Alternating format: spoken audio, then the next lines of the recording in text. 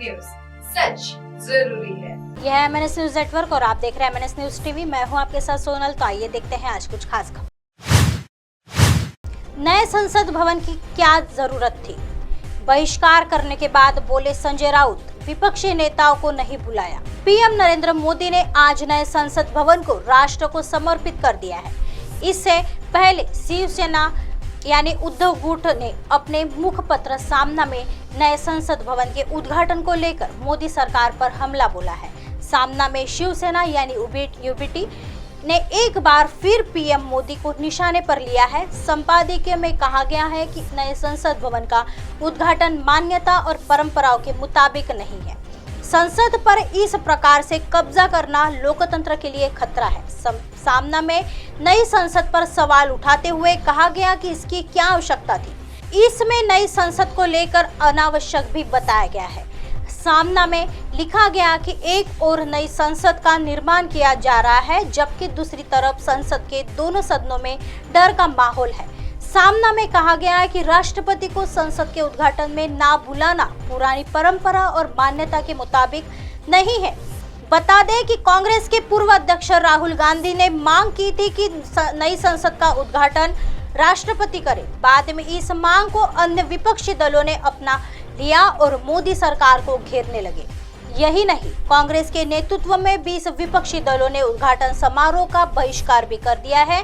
सामना में पीएम मोदी पर हमला बोलते हुए कहा गया कि नई संसद के उद्घाटन में राष्ट्रपति और विपक्षी नेताओं को ना बुलाना मतलब सब कुछ मैं यानी मोदी, यह अहंकार दिखाता है। सामना में कहा गया कि राहुल गांधी का कहना है कि संसद अहंकार की ईंटों से नहीं बल्कि संवैधानिक मूल्यों से बनाई जाती है। इसके उद्घाटन में राष्ट्रपति को ना बुलाना सर्वोच्च संवैधानिक पद का तिरस्कार करना है। सामना में यह भी कहा गया है कि नए संसद भवन की जरूरत पर फैसला कांग्रेस शासनकाल में ही ले लिया गया था। सेंट्रल विस्टा का भी कोई विरोध नहीं कर रहा है। मुद्दा केवल ये है कि संसद के उद्घाटन में राष्ट्रपति को आमंत्रित ना करना संवैधानिक परंपरा का उल्लंघन है। हालांकि आप सामना के लेख को देखेंगे तो आप पाएंगे कि इसमें विरोधाभास वाली बातें लिखी गई है। पहले संजय राउत लिखते हैं कि इस संसद भवन की क्या जरूरत थी, कि यह अनावश्यक है। फिर राहुल गांधी की तारीफ करते हुए लिखते हैं कि नए संसद भवन की जरूरत पर फैसला कांग्रेस सरकार में ही लिया गया था। यही नहीं, सामना में यह भी लिखा गया कि विपक्षी नेताओं को नहीं बुलाया गया और केवल मैं यानी मोदी ने सब किया। तो संजय राउत शायद ये भूल गए कि कांग्रेस सहित 20 विपक्षी दलों ने आमंत्रण मिलने के बाद खुद कार्यक्रम का बहिष्कार किया है, जबकि भाजपा सहित 25 दल इस कार्यक्रम में शामिल हुए हैं। आइए बढ़ते हैं अगली खबर की तरफ। नई संसद भारत को प्रगति की नई ऊंचाइयों तक ले जाएगी, पीएम मोदी। प्रधानमंत्री नरेंद्र मोदी ने रविवार को नए संसद भवन का उद्घाटन किया और आशा जताई कि यह प्रतिष्ठित इमारत सशक्तिकरण का उद्यम स्थल होगी और भारत को प्रगति की नई ऊंचाइयों तक ले जाएगी। पीएम मोदी ने नए संसद भवन के उद्घाटन की तस्वीरें के साथ एक ट्वीट में कहा, भारत की संसद के नए भवन का उद्घाटन किया गया है। हमारे दिल और दिमाग गर्व, आशा और वादे से भरे हुए हैं। यह प्रतिष्ठित इमारत सशक्तिकरण का उद्यम स्थल हो, सपनों को प्रज्वलित करे और उन्हें वास्तविकता में पोषित करे। यह हमारे महान राष्ट्र को प्रगति की नई ऊंचाई पर ले जाए। संसद परिसर में पूजा और हवन करने के बाद मोदी ने लोकसभा अध्यक्ष ओम बिरला के साथ नए संसद भवन का उद्घाटन किया। उन्होंने नए भवन में लोकसभा अध्यक्ष की कुर्सी के पास ऐतिहासिक सेंगोल भी स्थापित किया। नए संसद भवन के उद्घाटन समारोह के दौरान कई मंत्री और गणमान्य व्यक्ति उपस्थित थे। कांग्रेस सहित 20 विपक्षी दलों ने नए संसद भवन के उद्घाटन समारोह का बहिष्कार किया है। विपक्षी ने भाजपा पर राष्ट्रपति द्रौपदी मुर्मू को आमंत्रित नहीं करने का आरोप लगाया और इसे भारत के पहले आदिवासी राष्ट्रपति का अपमान बताया है। आइए बढ़ते हैं अगली खबर की तरफ। जब भारत आगे बढ़ता है तो दुनिया आगे बढ़ती है, नई संसद में बोले पीएम मोदी। नए संसद भवन के उद्घाटन के दूसरे चरण में प्रधानमंत्री नरेंद्र मोदी ने कहा कि देश की विकास यात्रा में कुछ पल अमर हो जाते हैं। 28 मई ऐसा ही दिन है। उन्होंने कहा कि यह सिर्फ एक भवन ही नहीं बल्कि 140 करोड़ भारतवासियों की आकांक्षाओं और सपनों का प्रतिबिंब है। उन्होंने कहा कि आज का दिन देश के लिए शुभ अवसर है। आजादी के 75 वर्ष पूरे होने पर देश अमृत महोत्सव मना रहा है। इस अमृत महोत्सव में भारत के लोगों ने अपने लोकतंत्र को संसद के इस नए भवन का उपहार दिया है। आज सुबह ही संसद भवन परिसर में सर्वपंथ प्रार्थना हुई। मैं सभी देशवासियों को भारतीय लोकतंत्र के इस स्वर्णिम पल की बधाई देता हूँ। आत्मनिर्भर भारत के सूर्योदय का साक्षी बनेगा संसद भवन। पीएम मोदी ने कहा कि नई संसद आत्मनिर्भर भारत का साक्षी बनेगा।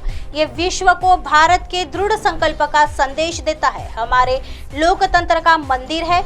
ये नया संसद भवन योजना को यथार्थ से, नीति को निर्माण से, इच्छा शक्ति को क्रिया शक्ति से, संकल्प को सिद्धि से जोड़ने वाली अहम कड़ी साबित होगा। ये नया भवन हमारे स्वतंत्रता सेनानी के सपनों को साकार करने का माध्यम बनेगा। ये नया भवन आत्मनिर्भर भारत के सूर्योदय का साक्षी बनेगा। ये नया भवन विकसित भारत के संकल्पों की सिद्धि होते देखेगा। ये नया भवन नूतन और पुरातन के अस्तित्व का भी आदर्श होगा। उन्होंने कहा कि आज इस ऐतिहासिक अवसर पर पवित्र सेंगोल को संसद में स्थापित किया गया है। महान चोल साम्राज्य के दौरान सेंगोल को कर्तव्य पथ का, सेवा पथ का और राष्ट्र पथ का प्रतीक माना जाता है। राजा जी और अधिनम के संतों के मार्गदर्शन में यही सेंगोल सत्ता के हस्तांतरण का प्रतीक बना था। उन्होंने कहा कि जब भारत आगे बढ़ता है तो विश्व आगे बढ़ता है। संसद का ये नया भवन भारत के विकास से विश्व के विकास का भी आह्वान करेगा। उन्होंने कहा कि नए रास्तों पर चलकर ही नए प्रतिमान गढ़े जाते हैं। आज नया भारत नए रास्ते गढ़ रहा है और नए लक्ष्य तय कर रहा है। वैश्विक लोकतंत्र का बड़ा आधार है भारत। भारत एक लोकतांत्रिक राष्ट्र ही नहीं, लोकतंत्र की जननी भी है। भारत आज वैश्विक लोकतंत्र का भी बहुत बड़ा आधार है। लोकतंत्र हमारे लिए सिर्फ एक व्यवस्था नहीं, एक संस्कार है, एक विचार है, एक परंपरा है। हमारे वेद हमें सभाओं और समितियों के आदर्श सिखाते हैं। महाभारत जैसे ग्रंथों में गणों और गणतंत्रों की व्यवस्था का उल्लेख मिलता है। हमने वैशाली जैसे गणतंत्रों को जी कर दिखाया है। हमने भगवान बसवेश्वर के अनुभव मंडपा को अपना गौरव माना है। आप हमारे चैनल को आपके मोबाइल पर भी देख सकते हैं। मोबाइल ऐप पर देखने के लिए प्ले स्टोर से MNS news TV apps download करें। इंस्टा, ट्विटर, हाईकुक, फेसबुक और कई सोशल मीडिया के प्लेटफॉर्म पर हमारा चैनल उपलब्ध है। आप इसे यूट्यूब पर भी देख सकते हैं। आप हमारे चैनल को लाइव भी देख सकते हैं www.mnsnewstv.com पर। फिलहाल वक्त हो चला है दर्शकों ब्रेक का। ब्रेक से लौटने के बाद देखिएगा देश और दुनिया की तमाम खबरें। बने रहिए MNS न्यूज पर। नमस्कार।